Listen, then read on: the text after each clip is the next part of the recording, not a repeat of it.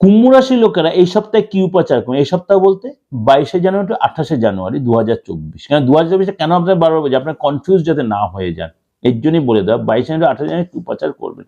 সমস্ত উপাচার আমার দিয়ে সব রকম ভাবে, আর সমস্ত প্রোগ্রাম আমার চ্যানেলে সার্চ করলে পেয়ে যাবেন, সাপ্তাহিক, মাসিক, বার্ষিক, আদার্স অনেক উপাচার। আজকে বলছি এই সপ্তাহে জন্য কি উপাচার করবেন। অবশ্যই গণেশজিকে লাড্ডু দিয়ে পুজো দিন, আর অবশ্যই যদি পারেন গণেশজিকে সাদা বস্ত্র দান করতে পারেন। সাদা বস্ত্র দান করতে পারেন, গণেশজিকে সাদা বস্ত্র দান করতে পারেন।